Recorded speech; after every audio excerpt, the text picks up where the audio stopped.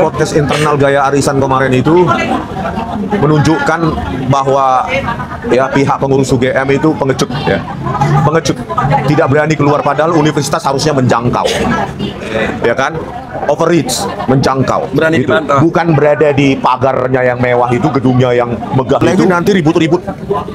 Dikorek lagi masa lalunya pernah melakukan tindakan melawan hukum terkait BPS suaminya atau keluarganya, BPR ya, BPR Tripilar yang gagal bayar 29 miliar kepada pelanggannya. Ada data lainnya? Ada 29 miliar.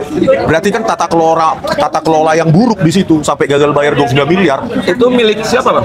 Milik suaminya atau keluarganya.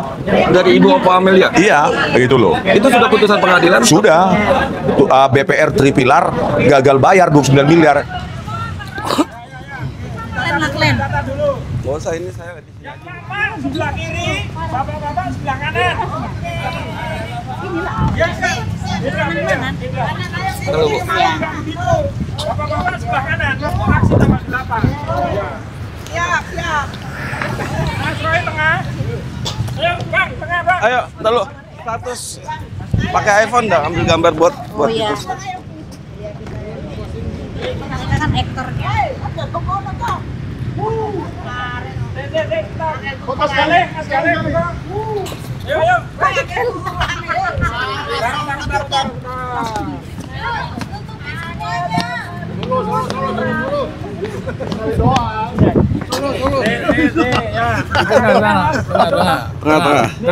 Tengah. Dipegang Mas Roy. Solo. Bang Rismon. Tengah. Lapor tengah. Mas Taufik pinggir. Mas Taufan pinggir. Satu. Oke, sebentar. Masih ada peserta? Yuk. Beri satu tangan dah. Minimal. 3. Hidungnya apa sih ya? Yang 1, 2. Oke, ayo. Ada lagi Mas Galeh nggak ikut sekalian Mas Galeh? 46. Oke, kasih. Ya. Oke. Alumni bersatu suarakan kejujuran. Yo. Alumni bersatu suarakan kejujuran. Sebentar. Mas Bohir nggak ikut. Mas Bohir. 1, 2, 3. Alumni bersatu suarakan kejujuran. Merdeka.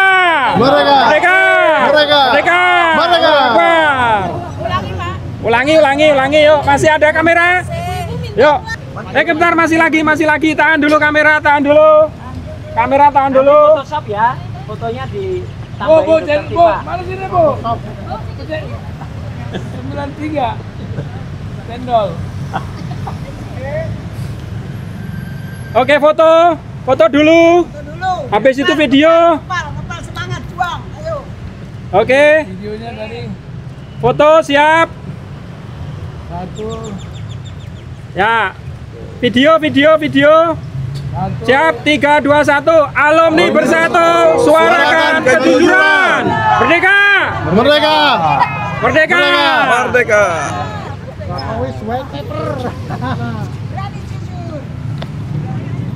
Siap. Siap. jadi citizen lawsuit. Betul. Foto kita. 1, 2, 3. Ikut. Lagi. Ikut ya. 1, 2, 3. Pak, seakan-akan menyerahkan buku dong. Seakan-akan doang. Ngapain diserahin bukunya ke gua? Jadi Biar kayak Jokowi. selaku YouTuber calon tersangka, Kenal lagi gua. selaku YouTuber pertama yang melakukan live streaming langsung dari UC. Nah, ini Mas Michael memegang kehormatan, memegang buku. Ya. Oh iya. OOWI. Okui. Semoga bermanfaat untuk seluruh rakyat Indonesia. Amin. Oke. Ya. Kami berdua. Kalau yang fotoan kayak tadi jadi tersangka loh, Bang. Nah, begini. Ini eksklusif ya, langsung dari depan Tulisan Universitas Gajah Mada. Kami berdua yang saat ini sedang melakukan gugatan Citizen Law Suite. Ya itu. Apa itu Citizen Law Suite, Pak? Citizen Law Suite itu adalah gugatan warga negara kepada institusi negara. Ya, siapa saja mereka? Ada Polri, kemudian ada UGM. Nah, oke, tunggu kabar berikutnya teman-teman di mana saja berada. Merdeka. Merdeka. Ya. Oke, Mas. Oke. Nah, ini yang sedang rame juga soal podcastnya Ova Amelia atau Rektor UGM nih, Bang. Sepertinya masyarakat mengasumsikan podcastnya UGM itu menyambut soal peluncuran buku Abang soal Jokowi White Paper. Sebenarnya dari podcast itu Abang sudah tonton pastinya ya? Ya, sudah. Sudah. Itu gimana Abang menyikapinya kalau memang ada asumsi masyarakat yang mengatakan podcast UGM ini jawaban dari Rismon CS untuk menanggapi bukunya Jokowi White Paper? Iya, Jokowi's White Paper itu kan pertama berdasarkan bukti yang ditampilkan oleh Dirtipidum sendiri, ya kan? Terkait transkrip nilai atau transkrip akademik Jokowi yang tanpa ada tanda tangan. Dekan, pembantu dekan. Ya kalau itu mau dipertentangkan ya silahkan. Berarti UGM katanya menyerahkan bukti itu yang ada berkas-berkas akademik Joko Widodo itu disita oleh kepolisian. Nah itulah yang ditampilkan oleh Dirtipidum. Masa Dirtipidum mengarang? Ya kan berarti itu yang ada di tangan oleh Bareskrim atau Polda Metro Jaya, berarti itu yang ditampilkan as it is, yang disita dari UGM. Nah pertanyaannya ya UGM sendiri yang harusnya menjawab kenapa transkrip akademik seperti itu dianggap sah dan otentik, ya kan? Harusnya kan kalau ada bukti otentik maka ada otoritas yang memverifikasi, mensahkan, gitu loh. Kenapa nggak ada? Dan tulisan tangan, nilainya juga tulisan tangan. Jadi kalian sendiri yang berdebat artinya antara UGM dengan Bareskrim yang menunjukkan bukti itu di layar itu, dan terus yang menyanggah siapa ya? Kalian sendiri menyanggah, gitu loh. Kan UGM sendiri yang membantah itu, ya bukti yang ditampilkan oleh Dirtipidum. Kan jelas bahwa tidak ada tanda tangan, berarti ya tidak sah, itu loh. Dan di transkrip nilai itu tidak ada nilai KKN itu, nilai skripsi, gitu loh. Nilai skripsi nggak ada. Dari yang ditampilkan Bareskrim itu ya? Iya, yang ditampilkan oleh Dirtipidum itu ya 22 Mei 2025 yang lalu. Jadi kan publik kan melihat semua. Jadi kalau statement tetapi tidak tidak sesuai dengan yang ditampilkan di depan publik, ya orang percaya kemana? Perkataan tanpa bukti atau bukti yang disajikan oleh Dirtipidum itu. Oke. Begitu juga dengan lembar pengesahan penguji skripsi.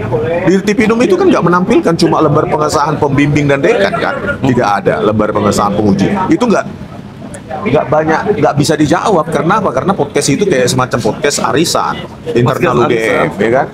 Podcast arisan internal UGM, mereka yang bertanya, mereka yang menjawab. Saya melihat juga dari beberapa komen ya Bang, UGM ini dinilai kan sebagai lembaga pendidikan, harusnya memang akademis. Nah akademis itu harus bisa didebat. Kalau akademis itu harus bisa didiskusikan atau harus bisa menjadikan perbincangan untuk mengedukasi. Tetapi kalau melihat dari beberapa media, seringkali diskusi publik itu meskipun UGM sudah diundang untuk hadir memberikan keterangan dari sebuah diskusi media, UGM selalu menghindar. Bisa dikatakan seperti itu. Iya, kemarin bahkan pada saat Pak Rosuryo hadir di studio itu, ada kemarin ya saya tonton, pihak Kompas TV sudah menghubungi pihak UGM, gitu loh. Artinya pihak UGM sudah memberikan tempat ya diskusi dengan Pak Rosuryo, tetapi dia selalu menghindar. Kenapa menghindar dan tidak? Artinya Zoom atau apa ya, kalau sibuk gitu. Padahal kan rektornya biasa ada di Jakarta.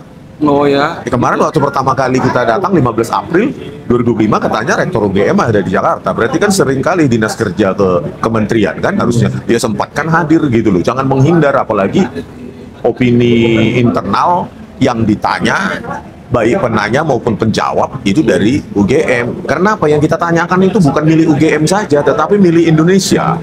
Ijazah Joko Widodo itu sudah milik Indonesia, milik publik, bukan lagi milik UGM. Nah, UGM harusnya berkepentingan untuk menjelaskan secara rinci, ya, meskipun tidak eksplisit menunjukkan buktinya itu secara apa ya eksplisit, tetapi menjelaskan secara rinci kan bisa, ya kan, bisa misalnya menjawab kenapa lembar pengesahan skripsi itu tidak ada. Kalau jawabannya adalah seperti jawaban yang ahli itu, ada ratusan skripsi seperti punya Joko Widodo, berarti betapa cerobohnya UGM bisa lulus skripsinya tanpa lembar pengesahan penguji. Sementara universitas swasta saja di Jogja yang tidak dikenal publik itu ketat, tanda tangan penguji harus ada, tanda tangan dekan atau otoritas yang lain ada gitu loh. Kenapa UGM seceroboh itu kalau benar ratusan skripsi semacam itu? Kan justru membuka aibnya. Jangan karena apa menyeragamkan itu ya punyanya Joko Widodo yang tidak ada lembar pengesahan penguji itu deskripsinya, yang lain juga disamaratakan gitu. Itu kan kalau nanti di pengadilan harus kita tanyakan itu. Karena begini, UGM kan banyak ahli ya, lembar pengesahan pembimbing dan ada tanda tangan dekan di skripsi Joko Widodo itu kenapa nggak kalian simpulkan, kalian analisa? Oh, secara usia kertas tahun sekian, secara teknologi tahun sekian gitu loh. Kan mereka banyak sekali ahli di UGM, kenapa nggak melibatkan ahli-ahli di Fakultas Teknik UGM gitu loh. Kenapa menjawabnya ya kenapa itu justru nggak dijawab sama sekali gitu loh. Jadi tidak ada diskusi ilmiahnya ya? Nggak ada parameter-parameter ilmiahnya sama sekali. Orang dipaksa percaya, tetapi statement atau narasi tanpa data itu justru dibantah dengan sendirinya oleh bukti yang ditampilkan oleh Dirtipidum. Ya, kalau nggak ditampilkan oleh Dirtipidum terkait registrasi Joko Widodo pada tahun akademik 1980-1981 dan registrasi tahun akademik 1981-1982 bahwa Joko Widodo terdaftar sebagai sarjana muda, kalau nggak ditampilkan itu, saya yakin UGM menutupi itu. Selama ini kan nggak ada penjelasan.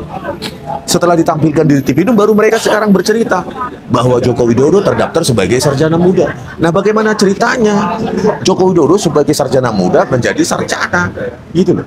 Itu yang apa yang perlu diterangkan kepada publik. Informasi yang tidak ada di publik. Itu kan missing link, makanya ya kan, missing link. Kenapa transkrip nilai itu kosong melompong untuk KKN apanya, daftar mata kuliah pilihannya, sementara yang kami punyai sebagai pembanding itu lengkap semua. Nilainya Buku itu, Bang. iya kan, yang ada yang mengirim ke Bukti dan Pak Roy yang lulus tahun 1985 dari Fakultas Kehutanan, itu formatnya baku. Setiap mata kuliah nilainya diketik manual, dan ada diketik juga mata kuliah pilihan yang diambil, lalu distempel dan ditandatangani mereka yang otoritas seperti dekan dan pembantu dekan 1. Itu kan nggak bisa dijawab sama mereka, tetapi publik dipaksa percaya. Makanya saya bilang ini sebagai sanggahan saja, sanggahan naratif terhadap buku yang akan kita grand launching tanggal 29 Agustus ini, tahun ini, bulan ini juga gitu loh.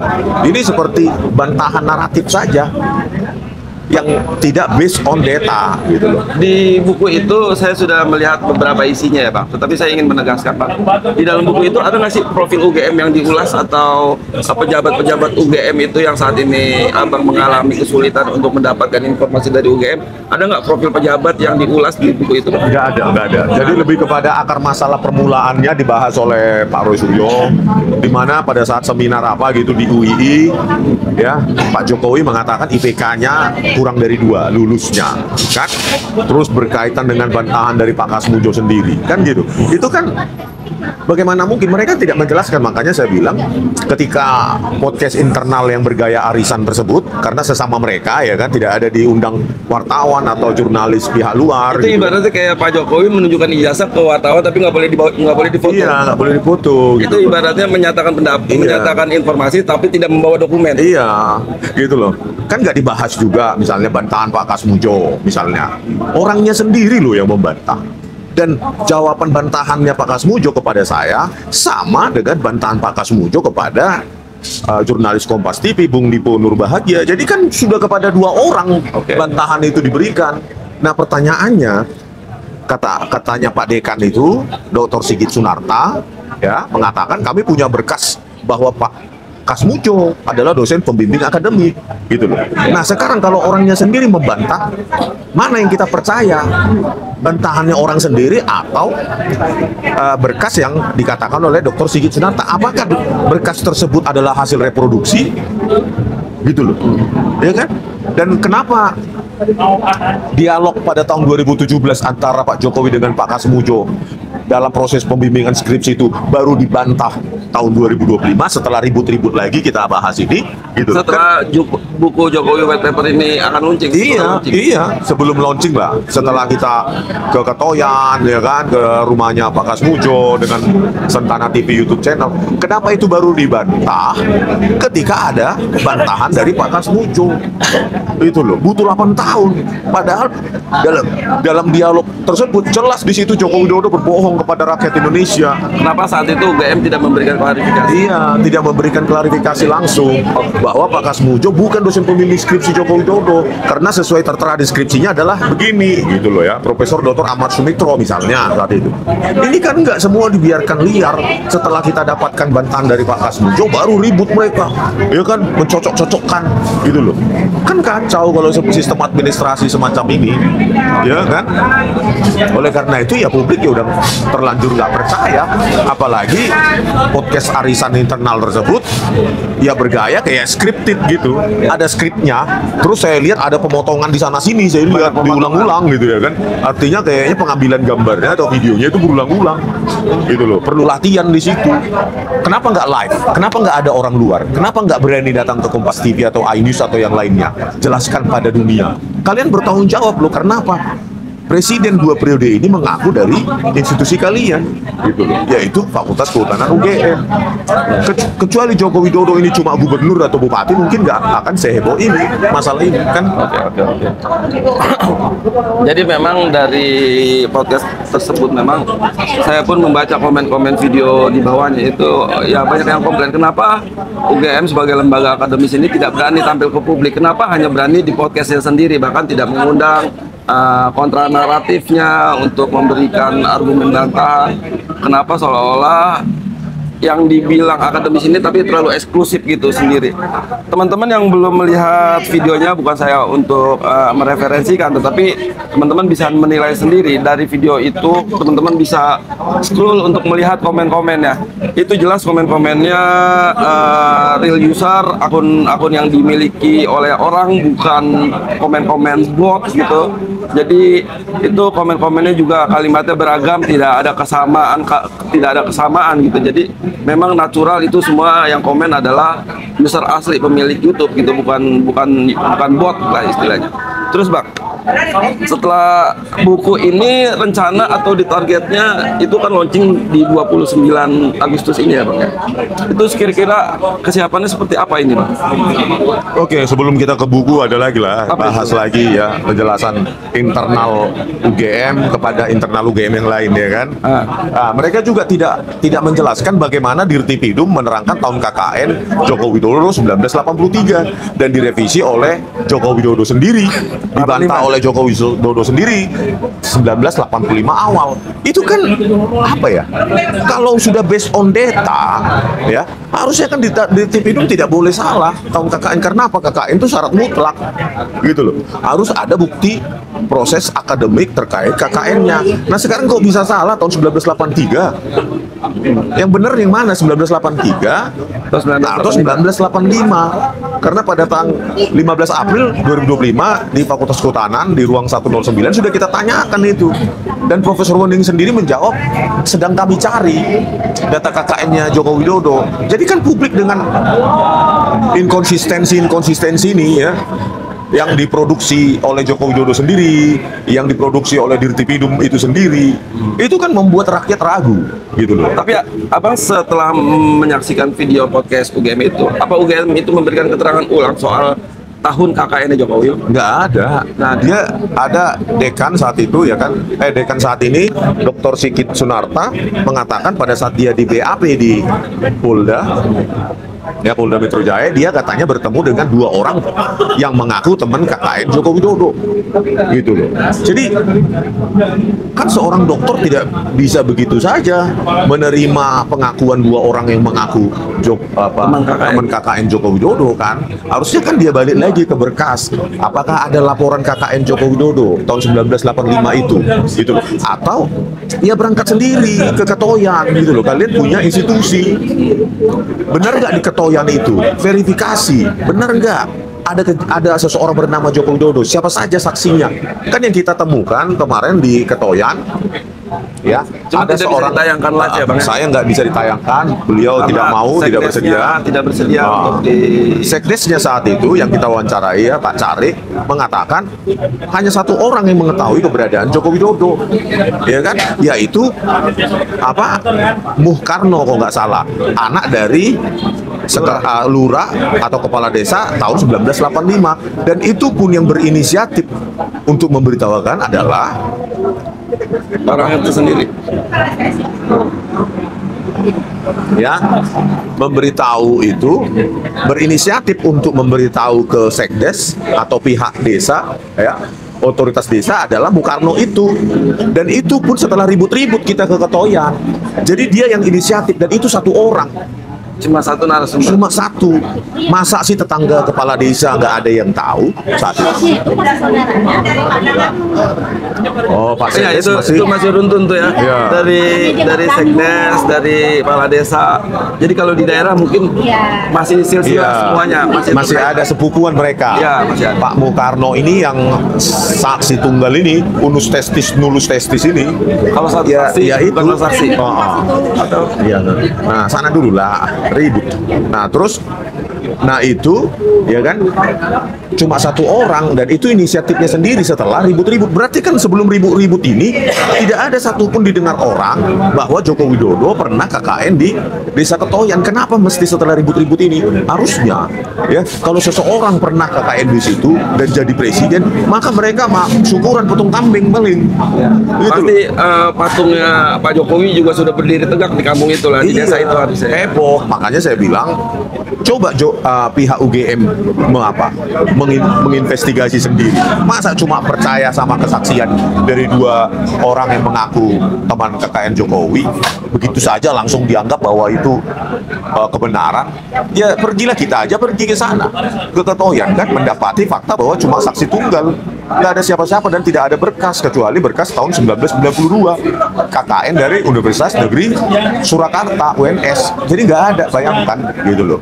Kan UGM tentu punya data pada tahun 1985 di kabupaten mana saja itu diselenggarakan KKN itu pasti ada berkas itu, gitu loh. Berkas itu pasti ada di rektorat. Karena apa? Pengiriman mahasiswa secara besar-besaran itu event besar loh dalam sebuah universitas seperti UGM. Tentu ada berkasnya. Pada saat itu rektornya siapa? Misalnya Pak apa ya kan yang dari Aceh itu, Pak Teuku Jakob. Nah, berkas-berkas keputusan SK Pak Jakob itu, ya Teuku Jakob itu kan ada tentunya, gitu loh. Ke kabupaten mana saja disebarkan mahasiswa itu tahun 1985. Bisa nggak kalian investigasi di situ? Bukan berdasarkan kesaksian 2 teman Jokowi yang mengaku KKN bersama Jokowi, kan kacau begini, gitu. Ya, masa seorang dokter begitu? Apalagi Dokter Sigit Sunakta ini dulu waktu memberikan klarifikasi dipercetak lembar pengesahan skripsinya Joko Widodo dicetak di percetakan Prima, padahal baru berdiri tahun 1986. Di situ saja sudah blunder besar-besaran.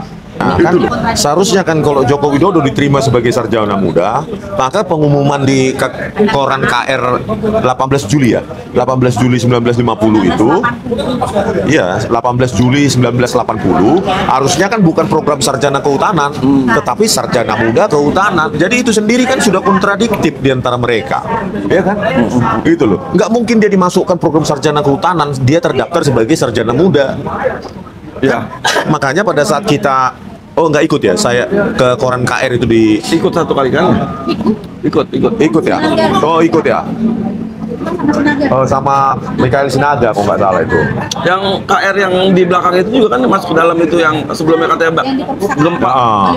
Nah itu kan kita lihat versi elektroniknya, kita curiga kenapa pada saat lembaran awal itu jelas tegas image-nya kan hasil scanningnya. Tetapi khusus untuk pengumuman itu, nama-nama itu pendarman mahasiswa tiba-tiba blur, kabur. Ada apa? Itu loh. Ya kan manipulasi semacam ini kan sudah biasa dilakukan kepolisian. Kasus Jessica Wongso juga seperti itu. Video yang jelas tegas dikabur-kaburkan pakai software gratis Iretsoft dan free make oleh Muhammad Noel Asar. Kapoldanya saat itu Tito Karnavian, Dirkrimumnya Krisnamurti. Jadi mereka udah terbiasa memanipulasi barang bukti itu, gitu. Kepolisian ini. Oke, ya wajar kita curiga. Kita kembali lagi ke podcast UGM. Saya melihat ini juga UGM sepertinya sangat gagal meyakinkan publik kalau Jokowi itu lulusan daripada Universitas UGM itu sendiri. Karena pernyataan itu meskipun sudah berulang-ulang katakan dari tahun-tahun sebelumnya, sampai saat ini publik pun masih meragukan pernyataan itu. Maka dibuatlah podcast yang terbaru kemarin. Ya kan penjelasan dari Dr. Sigit Sunarta kemarin kan, bahwa ya Joko Widodo memiliki total SKS 120 SKS untuk sarjana muda dan 40 tambahan untuk mencapai sarjana penuh. Tetapi yang ditampilkan oleh Dirtipidum itu ada angka 122, nggak ada angka 120 gitu loh. Tidak ada penambahan SKS. Ya bagaimana mungkin, kan di situ tertulis 122 bukan 120. Dari mana angka 120 SKS tersebut? Kurang teliti dia gitu loh. Cara pelok-peloknya gitu ya kan. Banyak tikungan. Banyak tikungan gitu loh. Nggak teliti. Yang ditampilkan dari Tipinum 122 SKS bukan 120 gitu loh. Ini kan hilang lagi slip of tongue. Pokoknya bersembunyi di slip of tongue aja. Tapi kalau mereka Jokowi melaporkan kita dengan 9 pasal berlapis, nggak berlaku slip of tongue itu. Hanya berlaku untuk pihak Jokowi dan pihak UGM aja. Slip of tongue gitu ya kan. Gitu bro. Boleh kita masuk ke soal penyidikan nih Bang? Belum. Tentang ada lagi yang perlu ditanyakan. Coba pemirsa.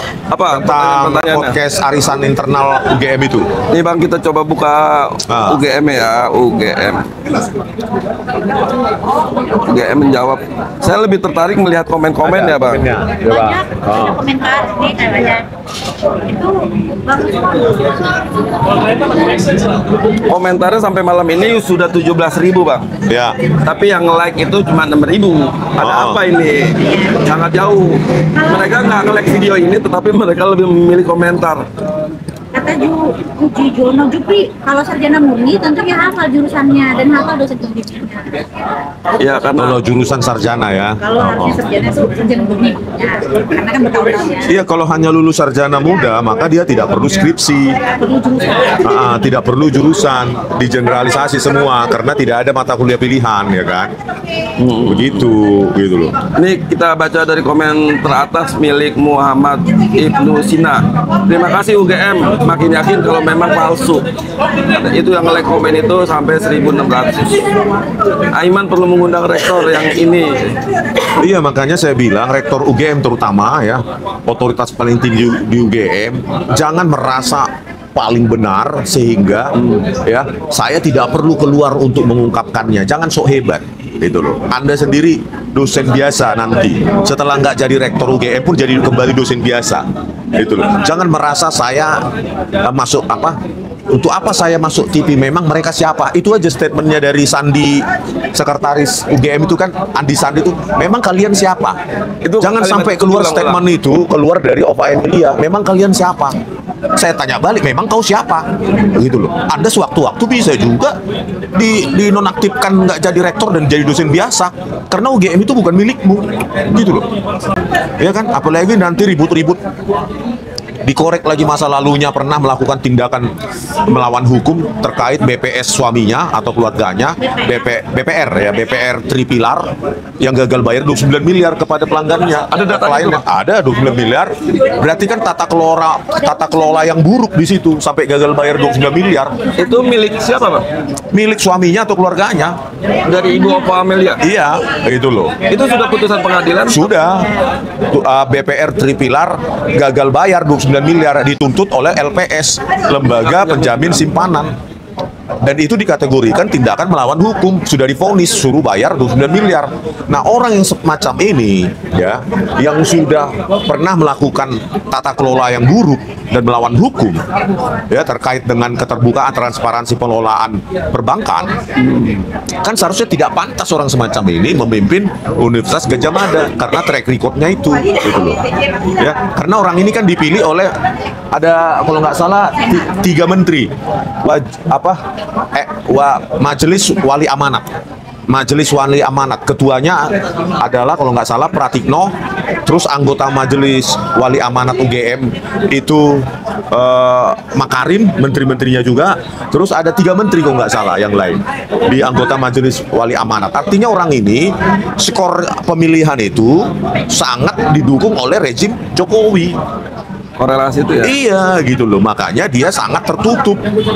Sehingga untuk membantah buku Jokowi's White Paper, dia merasa atau diperintah oleh Pratikno atau Jokowi atau yang lain itu untuk melakukan podcast arisan internal itu yang tidak boleh orang lain menyaksikan, wartawan nggak diundang untuk untuk cross check ya, cross validasi silang. Jadi mereka yang memperbincangkan di antara mereka dan kita harus percaya. Udahlah, kami sudah mengatakan itu. Buktinya mana? Sudah di polisi, ujung-ujungnya ke polisi. Padahal polisi di Tipidum menampilkan hal-hal yang membuat justru makin janggal. Gitu loh. Ya kan? Dia jangan salahkan publik udah cerdas. Polisi yang ditampilkan polisi juga bersumber dari data UGM, gitu loh. Jadi mereka kayak main pingpong ini sekarang, pingpong. Oh, kami nggak bisa ini, nggak ada bukti lagi karena sudah dikasih ke polisi. Pada saat penyerahan itu memangnya nggak difotokopi? Pasti harusnya kan difotokopi, gitu loh. Baru bisa lah kalian jelaskan. Ditutup lah misalnya ada tanggal lahirnya atau apa ya kan? Itu loh. Jadi itulah mereka. Jadi sebenarnya gini Pak, kalau Abang sudah menerbitkan, Bang Risma, Mas Roy, Dr. Tifa sudah menerbitkan Jokowi White Paper, lantas beberapa selang waktu tiba-tiba muncul podcast dari UGM. Sebenarnya harapan Abang itu apa dari setelah menerbitkan buku? Apakah Abang mengharapkan bantahan secara argumen dari UGM secara melalui buku juga atau seperti apa? Iya, lebih bagus kalau dibantah UGM dengan naskah akademiknya ya, berupa buku, ya kan? Tentu hasil penelitian mereka dong, ya kan? Bukan naratif tanpa dasar kayak kemarin dalam sebuah podcast internal seperti itu, ya kan? Yang kata Abang banyak potongannya. Iya, dan banyak edit berulang-ulang mungkin merekamnya seperti gugup gitu, menjelaskan hal-hal yang sebenarnya kalau berdasarkan kebenaran dari berkas akademik yang mereka miliki harusnya tidak segugup itu dan berani keluar untuk mengungkapkannya ke publik dan berjumpa dengan rakyat gitu. Jangan hanya di podcast ini. Karena UGM kan yang membiayai rakyat, keseluruhan rakyat dari Sabang sampai Merauke ya. Jadi kita itu kecewa ya mendengarkan tantangan nggak becus ya dari sekretaris UGM itu, Andi Sandi itu, ya kan? Memang Anda siapa? Gitu loh. Seolah-olah UGM itu tidak dibiayai rakyat, gitu loh. Ya kan? Ada masukan nih dari komentar Pak Ilham Lazuardi. UGM sepertinya harus diperiksa KPK. Iya. Iya, jadi bisa jadi KPK harus masuk untuk membuang pengurus-pengurus UGM ini yang tersandera. Karena kata banyak proyek, ya kan? Ilham ya, kemarin Pak, dosen ada yang diseret KPK, pengadaan fiktif KKU. Oh, dosen UGM ya? Tersandera apa? Diperiksa KPK terkait pengadaan fiktif KKU. pengadaan fiktif KKU. KKU ini apa? Ini? Kita sudah dikit. Oh, nanti coba. Iya, sudah pernah saya dengar itu. Iya. Oke, itu dari beberapa komen ya. Oh, iya. Coba KPK masuk ke UGM ini. Jangan-jangan sudah jadi sarang penyambung kan? Iya. Karena kita lihat jangan-jangan ada proyek mangkrak. Seperti gedung hitam itu kan nggak jadi-jadi tuh. Sudah. Tafsiran mengatakan pembersihan UGM adalah solusi. Iya, makanya ganti Rektor Ova Emilia ini dengan orang yang berintegritas. Nggak mungkin orang yang pernah melakukan tindak melawan hukum seperti Ova Emilia ini dalam kasus gagal bayarnya Bank Perkreditan Rakyat Tripilar milik keluarganya ini yang gagal bayar, itu bisa memimpin UGM dengan bersih. Orang ini ya berarti terindikasi pemain, tidak transparan. Dia punya BPR, mengelola uang siapa? Uang klien, uang rakyat kan? Tetapi dia salah kelola. Kalau menurut saya itu udah bagian dari korupsi sebenarnya itu. Sudah pidana itu. Gitu. Karena dia kan membuka BPR, Bank Perkreditan Rakyat, dan rakyat di situ menginvestasikan, menyimpan uangnya. Begitu loh. Berarti kan udah salah kelola, makanya tindakan melawan hukum keputusannya, gitu loh. Jadi kalau orang semacam ini, ya, yang dipakai, yang nggak berintegritas semacam ini dipakai untuk memimpin UGM, ya pantas. Yang pilihan-pilihan Jokowi ini orang-orang bermasalah semua. Kemarin Noel, Immanuel Ebenezer, Sylvester, ya ini juga terdeteksi Ova Emilia. Jadi orang-orang bermasalah semua. Jangan-jangan yang lainnya juga. Jangan-jangan yang lainnya juga kan. Kemarin juga diperiksa Jaksa Agung itu mantan Menteri Pendidikan itu Makarim. Ya, pengadaan laptop Chrome itu bermasalah juga. Jadi ya pantasan aja dilabel Jokowi presiden pemimpin terkorup number 3 di dunia, nomor 3. Kan kelihatan jadinya skemanya, ya kan? Jadi itulah Ova Emilia, ya. Sebenarnya Anda tidak layak duduk di posisi menjadi rektor UGM. Karena pimpinan universitas harusnya mereka yang berintegritas. Tidak pernah punya masalah, apalagi salah kelola keuangan bisnis keluarga. Itu kan tercermin, ya. Bisnis keluargamu, milikmu, itu tercermin dari gayamu mengelola keuangan. Bagaimana orang semacam ini dipercaya mengelola keuangan UGM? Kandidat profesor. Iya. Jadi Bang, saya mau coba tanyakan kesimpulannya. Podcast itu tidak bisa membantah buku yang Abang keluarkan, Jokowi White Paper. Podcast internal gaya arisan kemarin itu menunjukkan bahwa ya pihak pengurus UGM itu pengecut, ya. Pengecut, tidak berani keluar, padahal universitas harusnya menjangkau, ya kan? Overreach, menjangkau, Berani gitu. dibantah. Bukan berada di pagarnya yang mewah itu, gedungnya yang megah itu, ya, tidak berani berdebat. Padahal harusnya berargumen dan counter argumen itu menjadi budaya di sebuah universitas, gitu loh. Untuk mencari kebenaran harusnya bukan searah monolog, tetapi kan kemarin itu dialog, monolog. Ya. Sesama mereka, hafalan, terus nanti dipotong-potong, mana yang paling mantap, ini jangan, jawaban ini jangan ditampilkan, ya kan, penggalan-penggalan disusun menjadi video. Ya, betul. Ya tentu saja banyak penggalan lain yang menurut dia, wah ini berbahaya kalau ditampilkan, potong, kayak kita video editor, ya kan, Betul. nggak usah lah, kecuali live, ya kan. Jadi itu menunjukkan kepengecutan, ya, rasa takut dari UGM, ya, tidak berani keluar. Dan ini menjadi bahan jatermul. Ya kan UGM sudah menyatakan. Ya kalau UGM sudah menyatakan tetapi bukti material kontradiktif dengan pernyataan itu, kau percaya siapa? Oleh karena itu harusnya UGM, ya, secara mandiri membentuk, kalau benar kalian di posisi yang benar, buat task force, ya, unit atau apa namanya, task force, tim, ya, tim kerja untuk menginvestigasi ini, bahkan sampai KKN-nya Jokowi semua, tetapi secara objektif, dan melakukan pengujian terhadap lembar pengesahan penguji Joko Widodo yang tidak ada deskripsinya. Undang ahli-ahli independen. Kalian harus terbuka, gitu loh. Sepertinya efeknya karena Abang menganggap podcast itu tidak menjawab buku dari Jokowi White Paper, sepertinya order PO pemesanan buku ini akan meledak nih, Bang. Iya, order PO pasti akan meledak. Dan di description di kanal YouTube Bali Academy sudah ada. Bukan di deskripsi video ya, tapi di YouTube Bali Academy ada deskripsinya. Nah, di situ sudah saya cantumkan kontak resmi dan nomor rekeningnya harus satu, nomor rekening mandiri atas nama Rohma apa? Gitu. Oke, Bang, ini ada request pertanyaan, Bang. Tanyakan ke Bang Rismon gimana tanggapan dengan Profesor Ova Emilia yang tersandra kasus 29 miliar. Benar kan? Kan bisa di Google.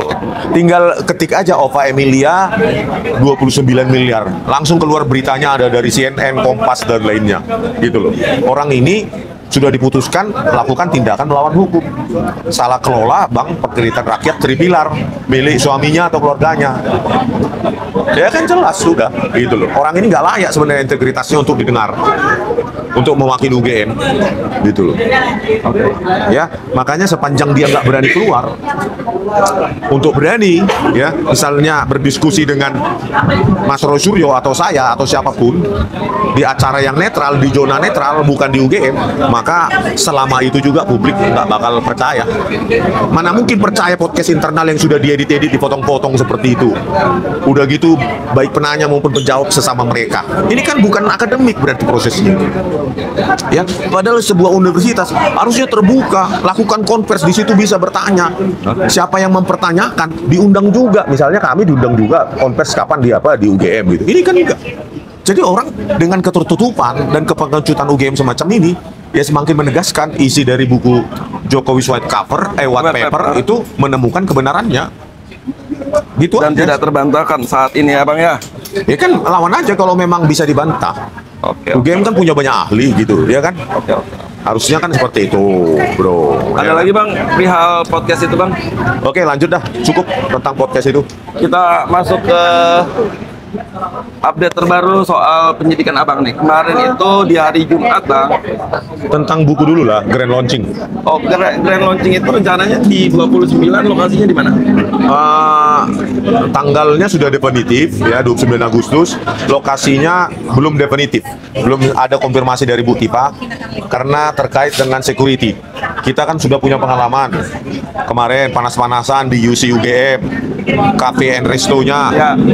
Pertama di ruang Nusantara UC UGM itu, yang di dalam itu udah di DP 1 juta, dibatalkan karena didatangi oleh Polsek Bulak Sumur dan Lidik UGM, dibatalkan, ya kan? Tempoh hari kan ada yang komentar dulu saya namanya, kok di UGM itu ada polisi ya? Kan katanya kampus nggak boleh ada polisi. Iya. Terus gimana Bang? Ya itulah kita herannya. Pada saat kita datang menyerahkan surat itu ada polisi.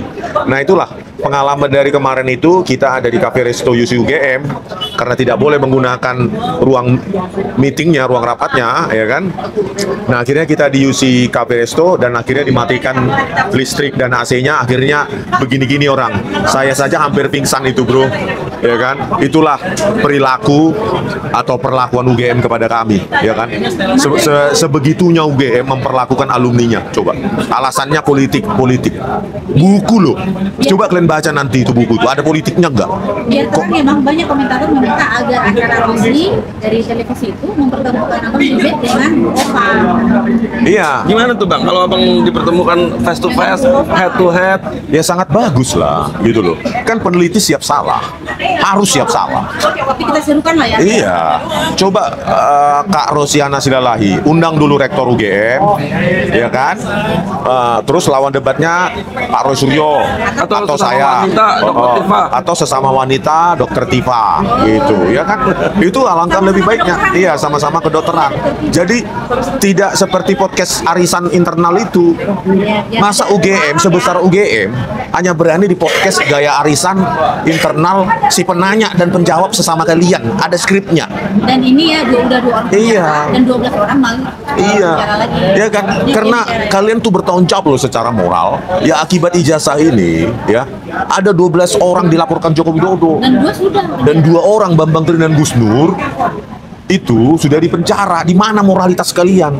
Atau karena kau bermasalah tersandera 29 miliar nggak pernah punya moralitas lagi? Duh, parah kali. Oke, apa lagi Bu? Perihal Ya artinya ya itu ya, berani keluar.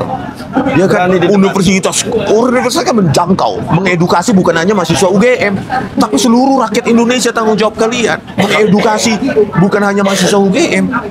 Itu makanya ada kepengabdian masyarakat. Ya, Ada yang bilang 9 GB. UGM nggak berani debat live. iya gitu loh. Sepanjang itu nggak berani, ya sudahlah. Ya, debat live, baru-baru debat live podcast aja banyak potongan kata Bang Rismon. iya banyak potongan, gitu loh.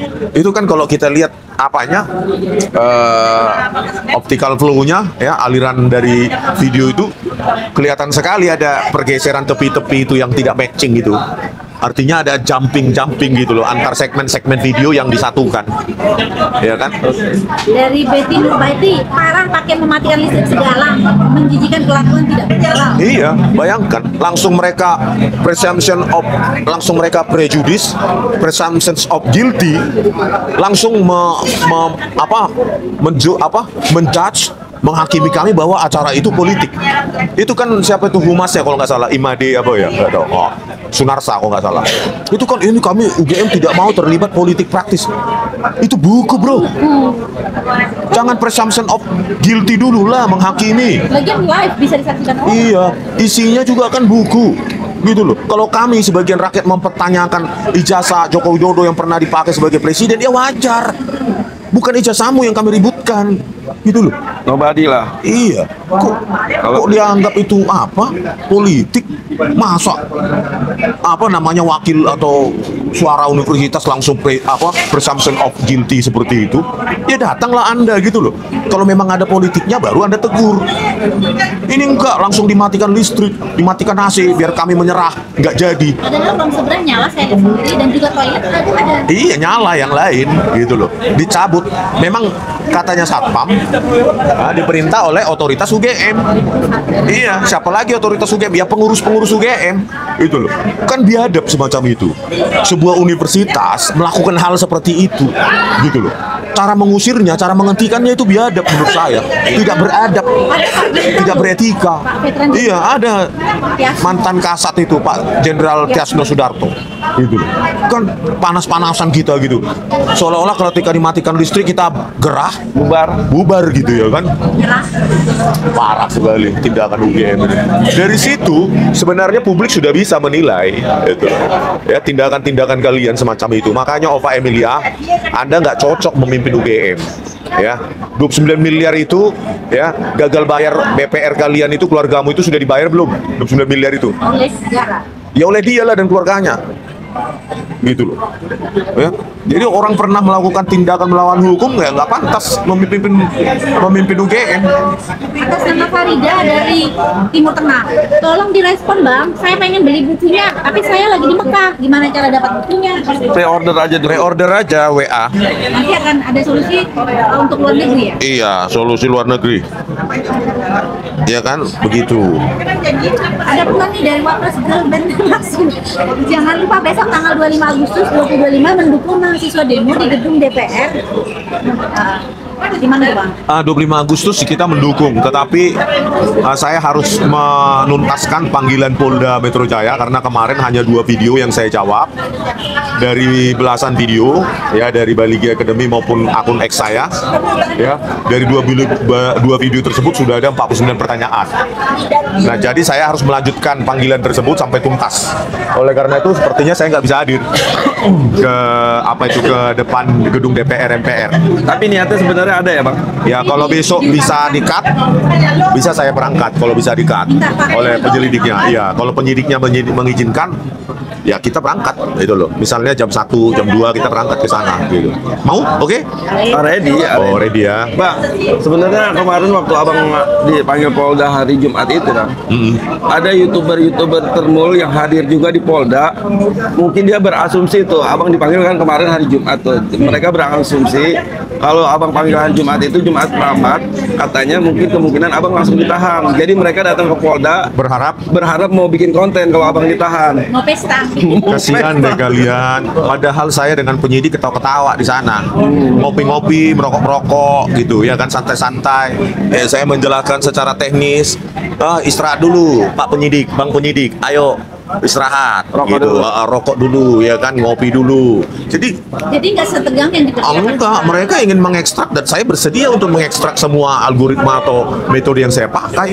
Terus saya nggak takut. Apakah Bapak penyidik itu sudah bagus menjalankan tupoksinya itu bagaimana? Sudah sangat bagus karena memberikan kita waktu seluas-luasnya untuk menjawab setiap pertanyaan. Jadi tidak membatasi? Nggak membatasi, waktu pun nggak membatasi. Kalau waktu nggak membatasi, diberikan seluas-luasnya, dari beberapa calon pertanyaan video abang itu, kira-kira akan terselesaikan berapa hari untuk abang menjawab proses penyidikan ini? Nah, itu bergantung seberapa banyak pertanyaan dari penyidik pada setiap video selanjutnya.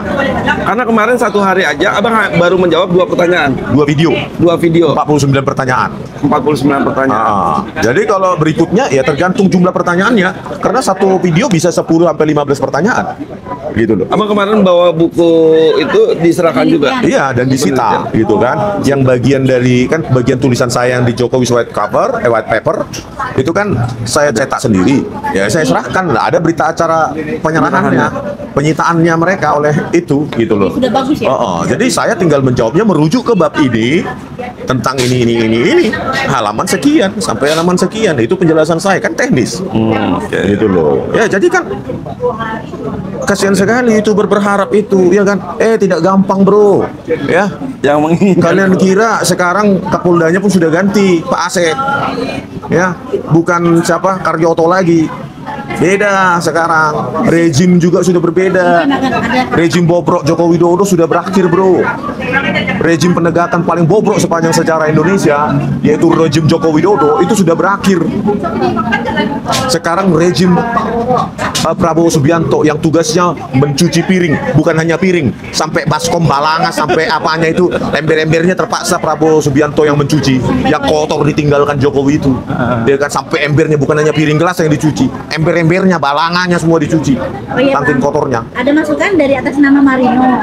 Uji umur kertas secara terbuka wajib dilakukan. Biarpun kertas tersebut bukan berupa ijazah, yang penting pernah berkuliah di sana. Iya, Kertas dari dokumennya. iya dokumen-dokumen yang yang disediakan UGM kan bisa nipu. Iya. Artinya orang-orang yang berkepentingan di UGM itu bisa menipu, mereproduksi lembaran-lembaran yang diklaim mereka otentik kan gitu. Ada yang dipajang di TV, ada yang putih. Ada yang putih, ada yang kekuningan, Tidak gitu sesuai loh. zamannya. Jadi bukan hanya skripsi, lembar pengesahan skripsi maupun ijazah, yang tadi itu juga harus Iya, diuji. dokumen itu harus dibeberkan Gitu loh. dan diuji. Enak sekali diklaim otentik oleh UGM langsung diterima. Dia kan harus diuji forensik. Kenapa pengurus itu kan bisa jadi punya kepentingan seperti Ova Emilia dan berbohong. Ya kan? Presiden aja bisa berbohong. Joko Widodo berbohong, apalagi cuma rektor kan gitu. Jangan salahkan UGM-nya, pengurusnya itu sekarang. Lanjut. Jadi bisa diperkirakan progres penyidikan abang ini akan cukup memakan waktu beberapa hari ke depan, Bang. Saya nggak tahu ya, saya nggak bisa menyimpulkan, tetapi sekali lagi tergantung jumlah pertanyaan untuk tiap video. Ya kan, kalau butuh sampai Jumat ya sampai Jumat, itu kan. Tetapi kan kita tidak boleh tergesa-gesa dong. Ya, betul. Karena kan bahan itu nanti dimajukan ke jaksa atau untuk gelar perkara khusus untuk mencari katanya mens rea, niat jahat, gitu loh. Ya kan, niat jahat berdasarkan jawaban kita. Nah, kalau saya pengecut lagi seperti menghindar lah ya, bukan pengecut, menghindar lagi seperti saat klarifikasi, maka saya pengecut. Kalau kemarin pada saat klarifikasi kan kita berharap agar tidak jadi penyidikan, tetapi kan sekarang sudah penyidikan, ya kan, mereka mencari mens rea. Kalau kita menghindar lagi pertanyaan itu malah menciptakan multi interpretasi. Berarti nggak benar kau keilmuan itu. Nggak berani ya kau menjawab pertanyaan penyidik itu. Jangan hanya berbicara di media, tapi saat penyidikan. Tapi pada saat di TV ku lihat kau sok hebat kali kau menerangkan itu sama Aiman dan Rosi misalnya, dan acara lain. Kenapa ke penyidik enggak? Ya sudah, saya terangkan. Itulah gentleman. Ya, ada mungkin sekelompok acara dengan taktiknya menyelamatkan kliennya ya, dari sudut pandang mereka kan mungkin mengatakan strategi-strategi ya. Tapi kan itu menciptakan ruang multi interpretasi, apalagi kita mengklaim sebagai kita peneliti. Saintis. Nah, sebaiknya dijawab aja sesuai koridor ilmiahnya kalau menurut saya. Tetapi mungkin yang lain berpikiran lain. Tapi kalau saya, karena memang apa yang saya tuliskan juga apa yang saya videokan, ya apa salahnya sih gitu loh. Oke. Kan sains adalah repeatable, dapat diulangi, direkonstruksi orang lain, diuji oleh orang lain. Kan itu. Ya kan? Berani didebat, berani direkonstruksi, mana yang salah, mana yang keliru, mana yang manipulasi, kan bisa diuji oleh orang lain. Jangan, Tapi di buku Jokowi White Paper semua argumen abang itu kan argumen-argumen teknis yang tentunya nggak setiap orang memahami, apalagi penyidik. Abang mendapat kesulitan nggak atau kekhawatiran nggak? Takutnya salah persepsi dari penjelasan abang yang tidak dipahami penyidik, tiba-tiba mengartikan penyidik itu dalam penulisan kalimatnya berbeda dengan maksud tujuannya. Abang takut itu kan setelah kita kasih jawaban kan di print kan, kita periksa lagi. Dibaca ulang. Kan baca ulang sebelum kita tanda tangani, kan gitu. Iya kan. Mereka memberikan kebebasan untuk kita mengkoreksi. Artinya begini, daripada kita menghindari menjawab dan mereka menyimpulkan secara prematur tentang mens rea kita, kenapa nggak kita jelaskan saja seutuhnya? metode yang kita pakai, gitu loh. Kenapa Anda menyimpulkan fontnya Times New Roman misalnya? Oke. Apa yang menyebabkan Anda menyimpulkan itu? Oh, ada pertanyaan itu Iya juga. kan? Iya, gitu loh. Jadi dari kita kan kalau menghindari jawaban-jawaban teknis seperti itu, malah memberikan mereka power untuk berinterpretasi sesuatu yang bukan maksud kita. Oke, betul. Iya kan? Dan juga saya di TV-TV banyak mempraktekkan bla bla bla, tapi di penyidik takut, pengecut dong kata Termul. Ya. Ya kan? Pengecut lu. Cuma berani di TV. Di penyidikan nggak jawab. Di penyidikan malah nggak mau jawab apa-apa, kan Termul gitu. Di source code juga, source code dari Iya kan, di buku yang di print itu, yang bagian dari tulisan itu kan ada source, bisa diuji oleh penyidik. bisa dibuktikan. Iya, dibuktikan. Iya, tetapi soft copy-nya nggak saya berikan dong, enak banget. Jadi biar mereka membuat lagi. Iya, gitu loh. Iya kan, jadi ya kayak gitulah menurut saya. Jadi sepanjang itu ilmiah, saya jawab. Kalau nggak ilmiah, nggak saya jawab dong. Jadi kemungkinan penyidikan abang ini penyidikan paling lama. Mungkin bisa seminggu kali. Bisa jadi ya, tergantung, makanya tadi tergantung jumlah pertanyaan untuk tiap video. Kalau kalau penyidiknya merasa perlu pertanyaan lain, pertanyaan lanjutan, why not gitu loh. Sepanjang saya mendeteksi tidak ada jebakan di situ kan gitu. Tapi yang menjadi unik penyidikan abang ini seperti orang kerja, masuk datang Polda jam 9 atau jam 10, pulang jam 5 gitu ya bang. Iya. Iya. Jadi ya kan, karena kan dari Office hour. 37 link video dan X dan lainnya itu, TikTok itu kan kalau nggak salah 12 katanya penyidik itu milik saya, sepertiganya sendiri. TikTok. TikTok kan saya nggak punya, tetapi Oke. akun X kan ada. Oke. Nah, kalau yang nggak punya saya ngapain saya jawab? Oh, itu ditanyakan juga meskipun itu dari video abang. Iya, akun X saya kan biasanya saya capture hasilnya kan, terus saya taruh ke dari link YouTube kan, hasilnya saya capture ke akun X hasilnya itu loh. Itu juga ditanyakan juga. Kalau nggak salah totalnya jadi 12 gitu. Terutama lintasan stempel itu kan saya taruh di akun X saya, dan itu video itu belum ditanyakan kemarin, belum sempat.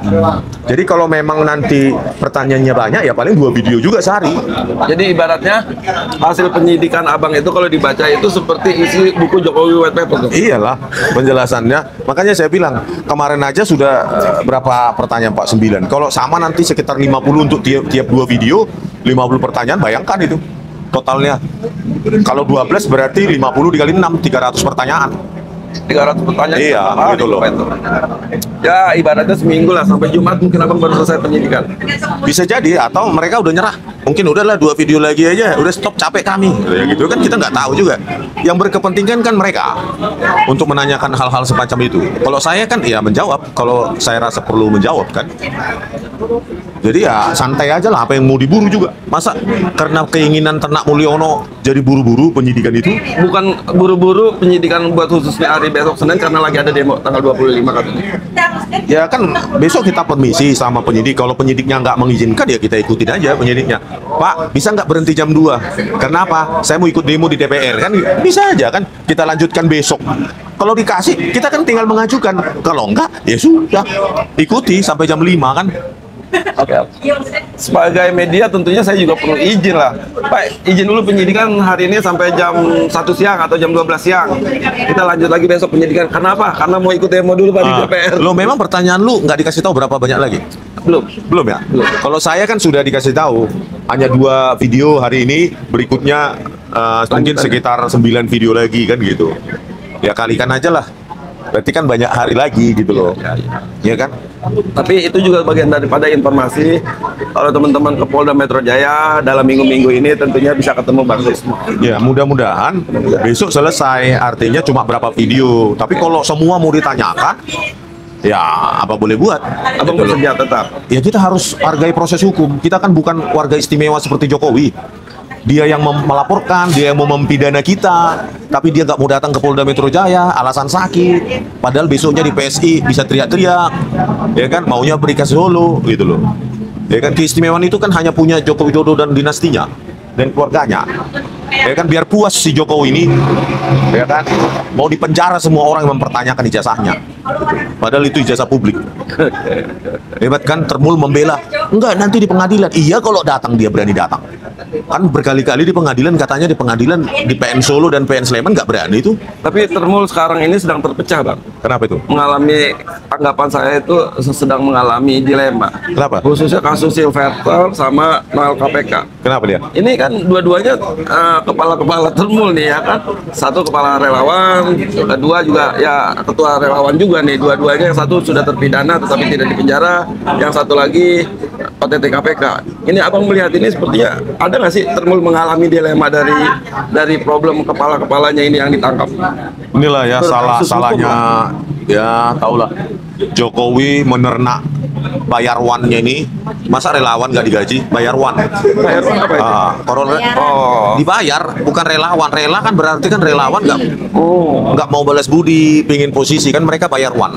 Para bayarwan ini kan memang sengaja dipelihara oleh Jokowi, ya untuk menjadi backup dia lah. Kalau ada masalah-masalah biar bisa para ternak-ternak ini bersuara melindungi dia. Seperti si Jembul, yang lainnya, ya kan? Seperti si Adi Armando, ya kan? Nah, uang-uang dari manakah untuk membayar para bayarwan ini, ya kan? Ya tentu ada aliran dana itu. Tapi itulah Jokowi selalu meminjam tangan orang untuk memukul orang lain. Itu memang sudah ciri khas dia. Itu ya, presiden penipu, pengecut, ya. Terus korup.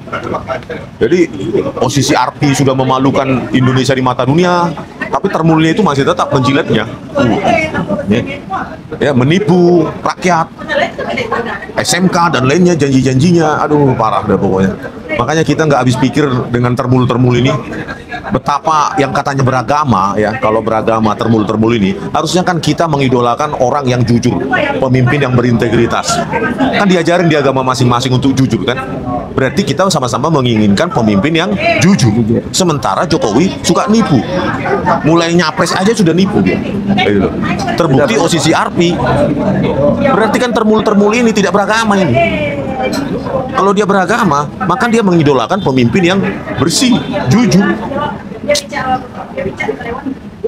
Termul ini kan bayarwan. Nah, kalau ada duit, komen dia 400 perak, ya kan? Nah, untuk dapat 50.000 berapa itu?